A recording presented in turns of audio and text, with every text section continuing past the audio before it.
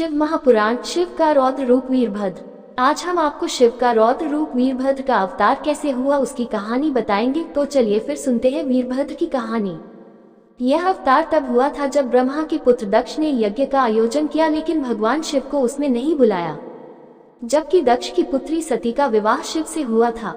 यज्ञ की बात ज्ञात होने पर सती ने भी वहां चलने को कहा, लेकिन शिव ने बिना आमंत्रण के जाने से मना कर दिया। फिर भी सती जिद कर अकेली ही वहां चली गई।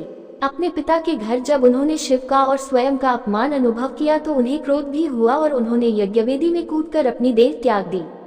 जब भगवान शिव को ये पता हुआ तो उन्होंने क्रोध में अपने सिर से एक जटा उखाड़ी और उसे रोषपूर्वक पर्वत के ऊपर पटक दिया।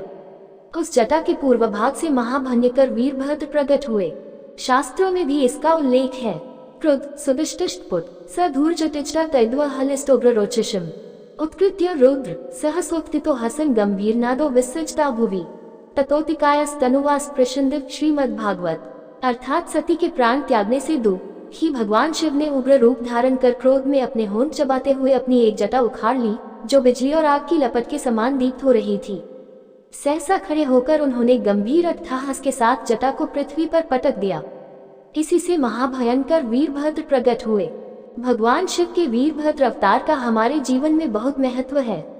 यह अवतार हमें संदेश देता है कि शक्ति का प्रयोग वही करें जहां उसका सदुपयोग हो।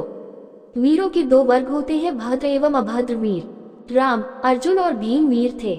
रावण, दुर्योधन और कर्ण भी वीर थे, लेकिन पहला भद्र सभ्य वीर वर्ग और दूसरा अभद्र असभ्य वीर वर्ग है। सभ्य वीरों का काम होता है हमेशा धर्म के पथ पर चलना तथा नीच सहायों की सहायता करना। वहीं असभ्य वीर वर्ग सदैव अधर्म के मार्ग पर चलते हैं तथा नीच शक्तों को परेशान करते हैं। भद्र का अर्थ होता है कल्याणकारी, अतः वीरता के साथ भद्रता की अनिवार्यता इस अवतार से प्रतिपादित होती है।